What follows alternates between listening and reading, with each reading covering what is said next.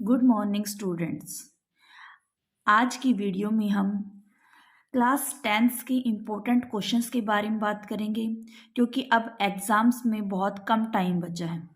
ठीक है, तो इसलिए मैंने कुछ इम्पोर्टेंट क्वेश्चंस बनाए हैं। अगर आप इन क्वेश्चनों को याद करते हैं तो आप एसएस के अंदर बहुत अच्छे नंबर प्राप्त कर सकते हैं। तो आइए वीडियो शुरू करते हैं। सबसे पहले हम राजनीति शास्त्र की बात करेंगे। राजनीति शास्त्र के अंदर जो इम्पोर्टेंट क्वेश्चन है, मैंने इसमें 5 इम्पोर्टेंट क्वेश्चंस निकाले हैं।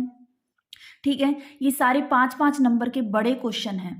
ठीक है, तो इनको थोड़ा सा बड़ा ही याद करना है।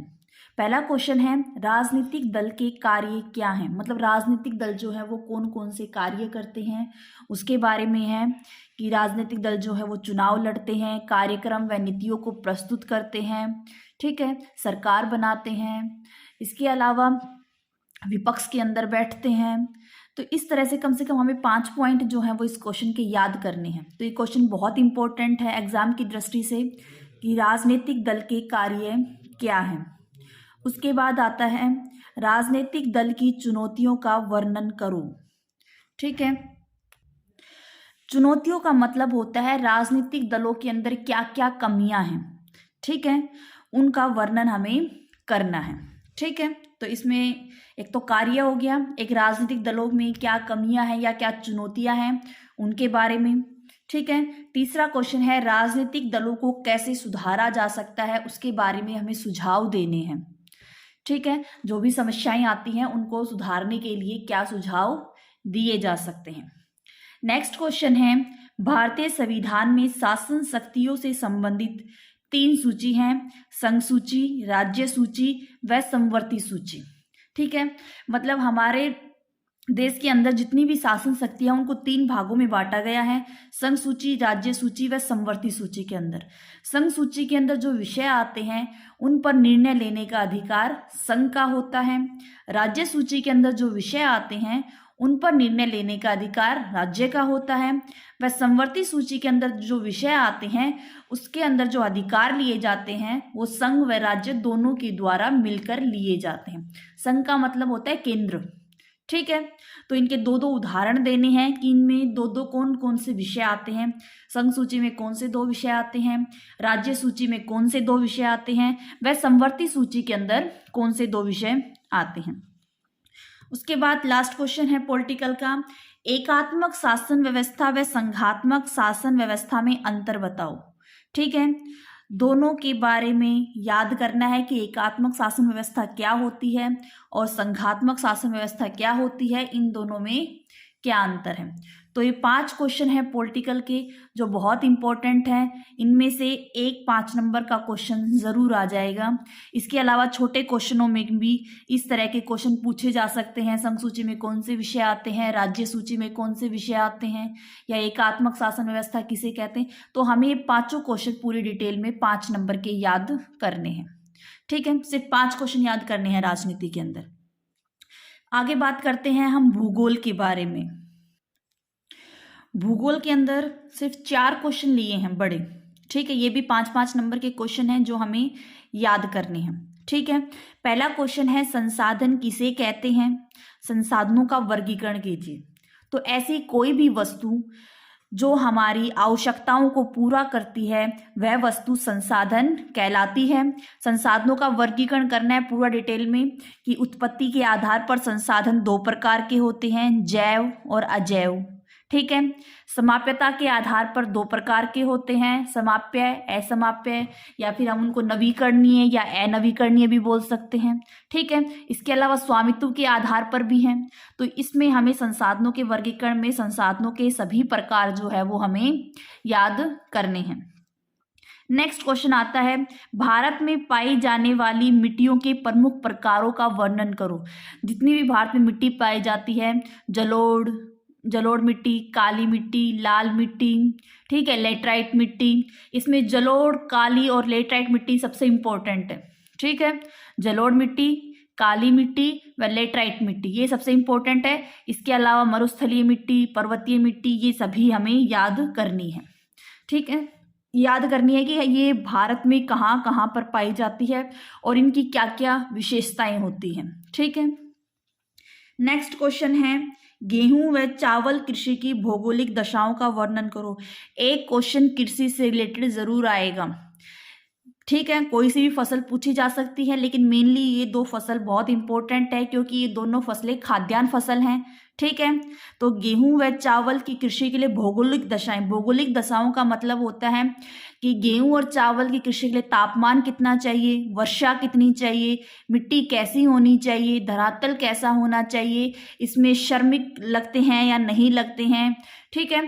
तो इस तरह से हमें गेहूं व चावल के बारे में अच्छी तरह से याद करना है, ठीक है।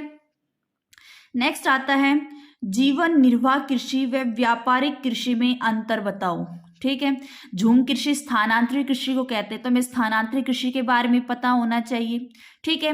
ये एक आदिम प्रकार की कृषि है स्थानांतरित कृषि, ठीक है। इसमें जंगलों में जाकर के जंगलों के एक हिस्से को साफ किया जाता था और वहां पर जितनी भी झाड़ी वगैरह होती थी उनको काट करके उसी खेत में रख करके जला दिया जाता था। ऐसा मानना था कि ऐसा करने से मिट्टी की उपजाऊ शक्ति बढ़ जाती है, ठीक है। तो ये जीवन निर्वाह कृषि व व्यापारिक कृषि दोनों हमें कंप्लीट याद होनी चाहिए, ठीक है। इसके अलावा हमें ये भी याद करना है इसके अंदर कि खरीफ फसलें कौन सी होती हैं, रबी की फसलें कौन सी होती हैं, व जायद की फसलें कौन सी होती हैं। छोटे क्वेश्चन के अंदर ये बहुत ही इंपॉर्टेंट क्वेश्चन बनता है। खरीफ फसलें कब बोई जाती हैं, कौन से मौसम में बोई जाती हैं, गर्मियों में बोई जाती हैं। रबी की फसलें जो हैं वो सर्दियों में बोई जाती हैं, ठीक है। और जायद की फसलें जो है वो बीच वाले मौसम में बोई जाती है। तो खरीफ की फसलों के दो एग्जाम्पल, रबी की फसलों के दो एग्जाम्पल व जायद की फसलों के दो एग्जाम्पल हमें याद होने चाहिए, ठीक है। तो भूगोल के अंदर मेनली ये 4 ही क्वेश्चन है। 5 क्वेश्चन राजनीति के थे, 4 क्वेश्चन भूगोल के हैं, ठीक है। अब नेक्स्ट आते हैं इतिहास पर। इतिहास के अंदर 4 ही क्वेश्चन लिए हैं मैंने और चारों ही क्वेश्चन दूसरे पार्ट के हैं, ठीक है। रोलेट एक्ट क्या था, ठीक है। और रोलेट एक्ट के विरोध में जो सत्याग्रह हुआ उसका हमें वर्णन करना है। रोलेट एक्ट क्या था, जिसके आधार पर किसी भी व्यक्ति को बिना कोई वकील दलील, ठीक है, और उसको गिरफ्तार जो है वो किया जा सकता था कितने भी लंबे समय के लिए, जिसका भारतीय लोगों ने विरोध किया था। तो इसके बारे में हमें फुल डिटेल में याद करना है। नेक्स्ट क्वेश्चन है महात्मा गांधी द्वारा चलाए गए सविनय अवज्ञा आंदोलन का वर्णन करो, ठीक है। सविनय अवज्ञा आंदोलन के बारे में याद करना है, जो महात्मा गांधी द्वारा चलाया गया था, जिसमें दांडी यात्रा की गई थी और वहां पर जाकर नमक बनाया गया था। थर्ड क्वेश्चन है जलियांवाला बाग हत्याकांड का वर्णन करो। जलियांवाला बाग हत्याकांड कब हुआ था, ठीक है, किसके द्वारा करवाया गया था, उसके बारे में क्वेश्चन बनता है, ठीक है। असहयोग आंदोलन का वर्णन करो, ठीक है।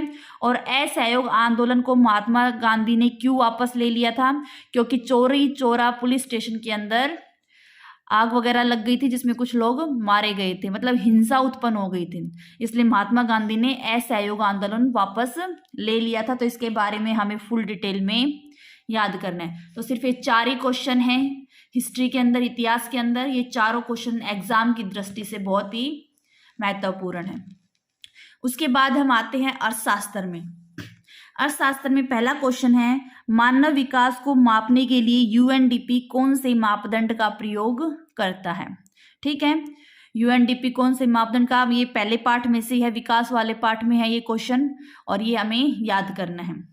उसके बाद नेक्स्ट क्वेश्चन है अर्थव्यवस्था के प्राथमिक क्षेत्र में, प्राथमिक क्षेत्र में कौन कौन सी क्रियाएं आती हैं, प्रकृति से जुड़ी हुई क्रियाएं आती हैं, जैसे कृषि हो गया, पशुपालन हो गया। द्वितीय क्षेत्र में कौन सी क्रियाएं आती हैं, विनिर्माण उद्योग आते हैं। तृतीय क्षेत्र के अंदर एक तो सेवाएं आती हैं, इसके अलावा परिवहन, संचार व व्यापार आता है। संगठित क्षेत्र किसे कहते हैं, जिसके अंदर रोजगार की गारंटी होती है, काम के घंटे निर्धारित होते हैं, ठीक है, सैलरी भी निर्धारित होती है, इसके अलावा कुछ छुट्टी वगैरह भी मिलती हैं, ठीक है। असंगठित क्षेत्र में श्रमिकों का शोषण होता है, ना काम के घंटे निर्धारित होते हैं, ना रोजगार की कोई गारंटी होती है, ठीक है। सरकारी क्षेत्र, जो सरकार के अंडर जो क्षेत्र आते हैं वो, इसके अलावा निजी क्षेत्र जिस पर कुछ निजी लोगों का अधिकार होता है, तो वो सभी क्षेत्र इसके अंदर आते हैं। तो हमें इन सभी क्षेत्रों के बारे में पता होना चाहिए। इसके आगे आता है प्रच्छन्न बेरोजगारी। प्रच्छन्न बेरोजगारी को छुपी हुई बेरोजगारी भी कहते हैं। वह शिक्षित बेरोजगारी क्या है? तो छुपी हुई बेरोजगारी कब होती है? जब किसी कार्य में आवश्यकता से अधिक लोग लगे हुए हों। जैसे काम जो है वो 2 लोगों का होता है, लेकिन उस काम के अंदर 4 लोग लगे हुए होते हैं, ठीक है, तो उसको हम छुपी हुई बेरोजगारी कहते हैं, क्योंकि वो काम तो 2 ही लोगों का होता है और उसमें लगे कितने हुए हैं? 4 लोग, ठीक है। तो वो 2 लोग जो क्या है वो बेरोजगार होते हैं, लेकिन उनकी बेरोजगारी छुपी हुई होती है। इसके अलावा शिक्षित बेरोजगारी, जब व्यक्ति को उसकी योग्यता के आधार पर कार्य ना मिले। जैसे कोई व्यक्ति जो है उसने जैसे पढ़ाई कर रखी, मान लो डॉक्टर की पढ़ाई कर रखी है, ठीक है, लेकिन उसे उसकी योग्यता के आधार पर काम नहीं मिलता और उससे छोटा काम मिलता है, ठीक है। अगर उसको मेहनत मजदूरी करने के लिए कहा जाए या कृषि करने के लिए कहा जाए, ठीक है, तो वो गलत होगा। तो शिक्षित बेरोजगारी में व्यक्ति को उसकी योग्यता के आधार पर काम नहीं मिलता है, ठीक है। नेक्स्ट आता है ऋण के औपचारिक व अनौपचारिक स्रोतों का वर्णन करो। औपचारिक स्रोतों में बैंक वगैरह आते हैं जहां पर ब्याज दर जो है वो कम होती है, और अनौपचारिक स्रोतों के अंदर हमारा कोई दोस्त हो गया, रिश्तेदार हो गया, कोई जमींदार हो गया, वो आते हैं जो ब्याज की ऊंची दर लेते हैं, ठीक है। तो इसमें दो इसके एग्जाम्पल पता होने चाहिए कि औपचारिक स्रोतों में क्या आते हैं, अनौपचारिक स्रोतों में क्या आते हैं। अगला क्वेश्चन है मुद्रा आवश्यकताओं के दोहरे संयोग की समस्या को कैसे हल करती है, ठीक है। पहले वस्तु विनिमय प्रणाली थी, वस्तु के बदले में वस्तु का व्यापार होता था, ठीक है, तो उस समय बहुत दिक्कत आती थी, ठीक है, लेकिन अब मुद्रा के आने से वो समस्या हल हो गई है। इसके अलावा स्वयं सहायता समूह क्या है उसके बारे में भी हमें पता होना चाहिए, ठीक है। तो ये सभी इंपॉर्टेंट क्वेश्चन थे। राजनीति में 5 थे, भूगोल के अंदर 4 ही क्वेश्चन थे, इसके अलावा इतिहास के अंदर भी हमने 4 ही क्वेश्चन लिए हैं और अर्थशास्त्र में 5। तो ये बहुत कम क्वेश्चन हैं। अगर आप इन सभी क्वेश्चनों को याद करते हैं तो आपके बहुत अच्छे नंबर आ सकते हैं।